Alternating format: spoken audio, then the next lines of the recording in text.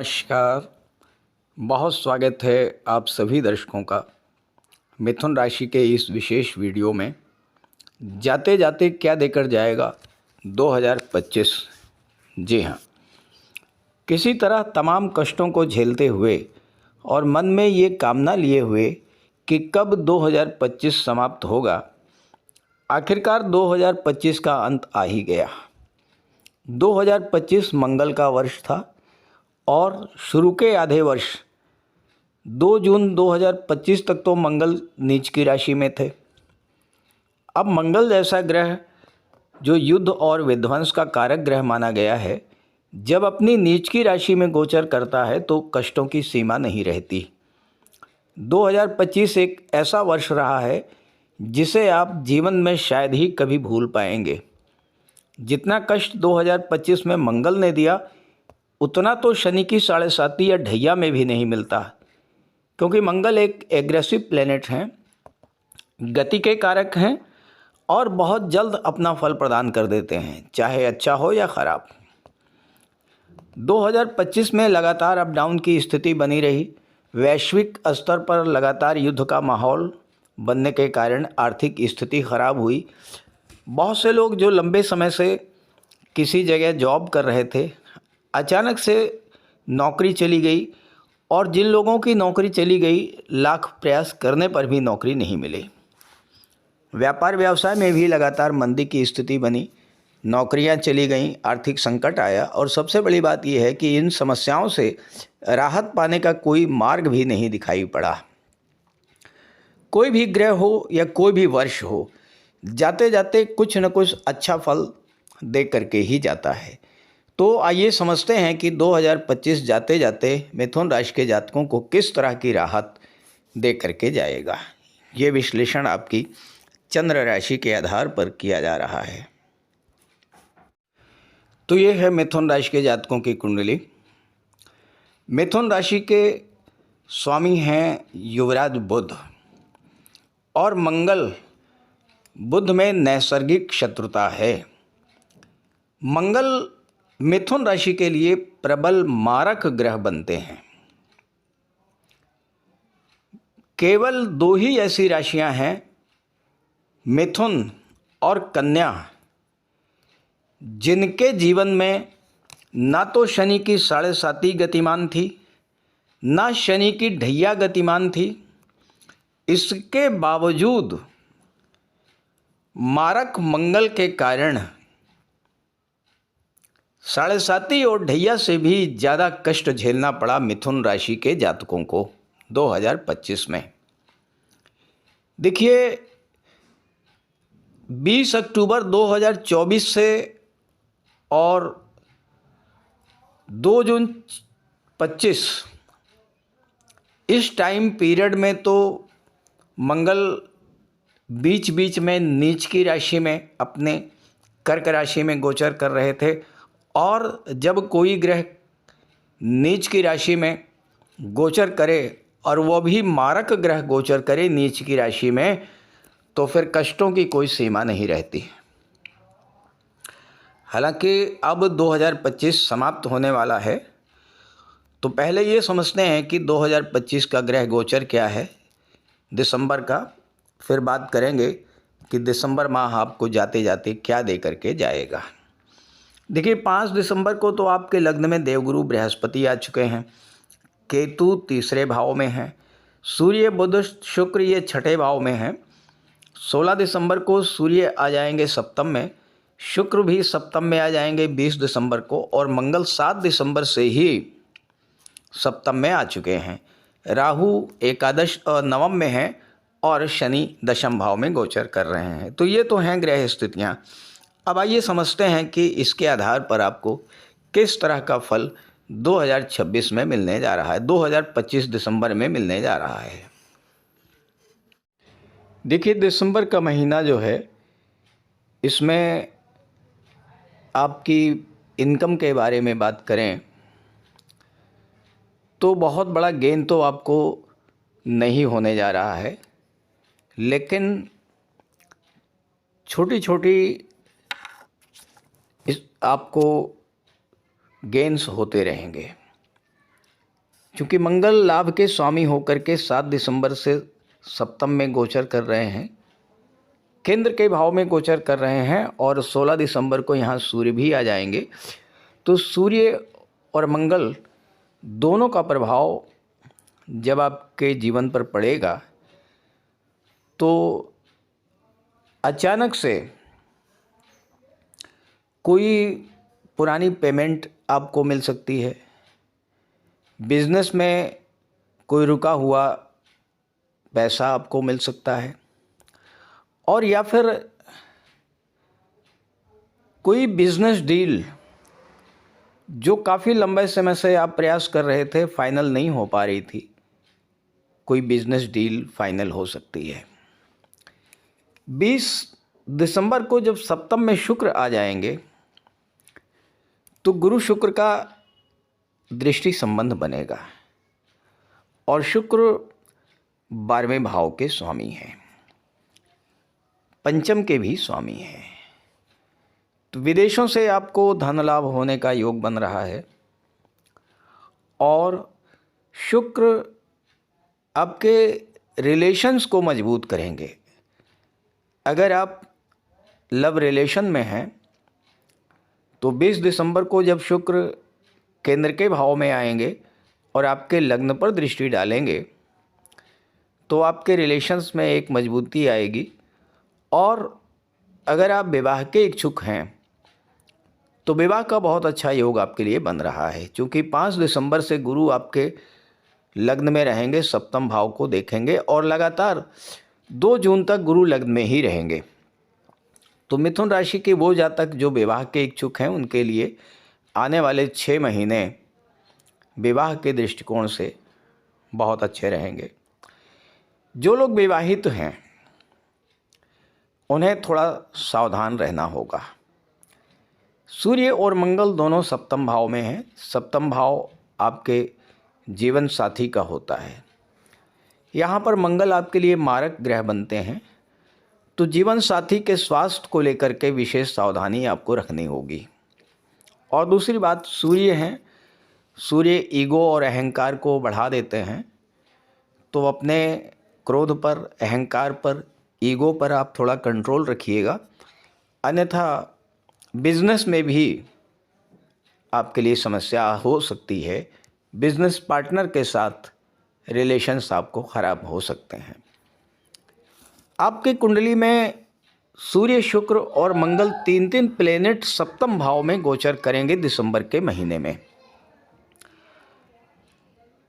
मिथुन राशि बुध की राशि है और बुध व्यापार के कारक होते हैं, आईटी सेक्टर्स के भी कारक होते हैं, बुध मैनेजमेंट के भी कारक होते हैं, बुध शिक्षा के भी कारक होते हैं। आप जिस भी क्षेत्र से जुड़े हुए हैं, दिसंबर का महीना आपके लिए वो महीना होने वाला है जिसमें आप अपने पुराने कॉन्टैक्ट्स को फिर से नया कीजिए। आपके जो सोशल सर्किल है, आपके जो पुराने मित्र हैं, आपके जो पुराने क्लाइंट्स हैं, एक बार उनसे फिर से कांटेक्ट कीजिए और एक प्लानिंग बनाइए दिसंबर के महीने में कि 2026 में किस तरह से आपको अपने क्लाइंट्स के साथ डील करना है, किस तरह से आपको नए क्लाइंट्स मिलेंगे, किस तरह से आप अपने बिजनेस को आगे बढ़ाएंगे। क्योंकि सूर्य, शुक्र और मंगल ये तीनों ही ग्रह सप्तम भाव में गोचर करते हुए आपको यही संकेत दे रहे हैं, यही बता रहे हैं कि आप आने वाले समय के लिए एक अच्छी प्लानिंग अभी से कर लीजिए। आने वाले 45 दिनों तक तो गुरु मंगल का दृष्टि संबंध बनेगा और गुरु मंगल का जो दृष्टि संबंध है जब भी कुंडली में बनता है तो आय के एक से अधिक साधन बनते हैं। अब चूंकि मंगल लाभ के स्वामी हैं, इनकम को बढ़ाने के लिए थोड़ा आपको एफर्ट तो करना पड़ेगा। चूँकि शनिदेव बैठे हुए हैं, मार्गी हो चुके हैं, दशम भाव में बैठे हैं, आपके लिए कारक हैं, लेकिन कार्यों की गति को धीमा कर देते हैं शनि। शनि क्या चाहते हैं? शनि ये चाहते हैं कि आप अपना टाइम शेड्यूल बिल्कुल सही रखें, टाइम की पंक्चुअलिटी और अनुशासन का ध्यान दें और आलस्य से दूर रहें। तो आप रिव्यू कीजिए 2026 में कि 2025 में कहाँ पर आपने लापरवाही किया, कहाँ पर आलस्य किया और किन कारणों से आपको जो लाभ मिलना चाहिए था वो लाभ आपको नहीं मिल पाया। ये चीज़ें आपको दिसंबर में करनी है। दूसरी बात यह है कि मंगल छठे भाव के स्वामी होकर के और आपके लग्न पर दृष्टि डालेंगे, आपके दशम भाव पर दृष्टि डालेंगे। अष्टम से मंगल का जब छठे भाव से मंगल का जब संबंध बनता है, मंगल को शत्रुहंता कहा गया है। तो आपके जॉब, कैरियर, प्रोफेशन या बिजनेस में जो आपके विरोधी थे, जो आपके कंपटीटर्स थे, जो आपको नुकसान पहुंचा रहे थे या जो आपको नीचा दिखाने का प्रयास कर रहे थे, आप उन्हें इस महीने में पहचान पाएंगे। क्योंकि राहु आपके नवम भाव में बैठ करके तीसरे भाव को देख रहे हैं। तीसरा भाव आपकी कम्युनिकेशन पावर का होता है और तीसरा भाव आपकी इंट्यूशन पावर का भी होता है। तो राहु आपकी इंट्यूशन पावर को बूस्टअप करेंगे और आप ये जान पाएंगे, ये समझ पाएंगे कि किन कारणों से, किन लोगों की वजह से आपको नुकसान हुआ। और दूसरी बात यह है कि आप अभी तक अगर अपनी बात को खुल करके नहीं कह पा रहे थे, लोगों की सुनते आ रहे थे और अपनी बात नहीं कह पा रहे थे, प्रतिरोध नहीं कर पा रहे थे, तो अब गुरु, मंगल और सूर्य, इनका प्रभाव आपके ऊपर ये होगा कि आपका आत्मविश्वास जागृत होगा, आपके उत्साह में वृद्धि होगी, आपके एनर्जी लेवल में वृद्धि होगी, आपके अंदर एक नई ऊर्जा, नए उत्साह का संचार होगा। और इसका प्रभाव ये पड़ेगा कि आप अपनी बात को खुल करके रख पाएंगे, अपनी कम्युनिकेशन पावर का आप पूरी तरह से उपयोग कर पाएंगे। छात्रों की बात करें तो सूर्य और बुध का छठे भाव में गोचर करना नौकरी के लिए बहुत अच्छा योग बनाता है। गोचर में जब भी सूर्य और बुध होते हैं तो नौकरी के बहुत अच्छे चांस बनते हैं और आपके लिए यही समय आ चुका है। और चूंकि दोनों की दृष्टि 12वें भाव पर पड़ रही है तो विदेशी कंपनी, मल्टीनेशनल कंपनी या विदेश से जुड़ करके कोई कार्य इस समय आपका इंतज़ार कर रहा है और आपको इस तरह का कार्य इस समय मिल सकता है। केतु 3rd हाउस में बैठे हैं और राहु बैठे हैं 9th में। दोनों ही भाव यात्राओं को दर्शाते हैं। दिसंबर के महीने में आपको कोई ना कोई बिजनेस टूर करना पड़ेगा, व्यापारिक यात्राएं आपको करनी पड़ेंगी और उस यात्रा से आपको लाभ मिलेगा। शनि महाराज मार्गी हो चुके हैं और चौथे भाव पर दृष्टि डाल रहे हैं। चौथे भाव में कन्या राशि है और उसके भी स्वामी बुध होते हैं और शनि आपके लिए प्रबल योग कारक हैं। चौथे भाव पर जब शनि की दृष्टि पड़ेगी तो शनि के वक्री होने के समय यानी 28 नवंबर से पहले, 28 नवंबर को शनि मार्गी हुए हैं, 28 नवंबर से पहले आपने कोई निर्माण कार्य शुरू कराया था और अधूरा रह गया था, वो निर्माण कार्य इस समय आपका पूरा होगा। प्रॉपर्टी से रिलेटेड कोई डील आपकी अधूरी रह गई थी, आप कोई प्लाट, ज़मीन खरीदना चाहते थे या बेचना चाहते थे और वो डील फाइनलाइज नहीं हो पाई, अब वो डील आपकी फाइनल होगी। और साथ ही साथ आपके मन में कोई वाहन खरीदने की इच्छा थी, वो इच्छा भी पूरी होगी। देखिए 20 दिसंबर तक शुक्र रहेंगे छठे भाव में और 12वें पर दृष्टि डालेंगे। शुक्र 12वें के स्वामी भी हैं, तो खर्चे बढ़ेंगे, ऐसी इसमें कोई दो राय नहीं है। लेकिन ये खर्चे चौथे भाव की चीज़ों पर ही होंगे। या तो प्रॉपर्टी पे खर्च होगा, या कोई आप बड़ी गाड़ी खरीदना चाहते थे उस पर आपका पैसा खर्च होगा, या घर के रेनोवेशन पर आपका धन खर्च होगा, और या फिर आप अपने घर का विस्तार कर सकते हैं। एक मंजिल है तो दूसरी मंजिल बनवा सकते हैं। इस तरह का कार्य जो आपका है इस गोचर काल में होने जा रहा है। बस दो बातों का आपको विशेष ध्यान रखना पड़ेगा। देखिए शुक्र आपकी कुंडली में पंचम भाव के स्वामी हैं और सप्तम भाव में बैठे हैं।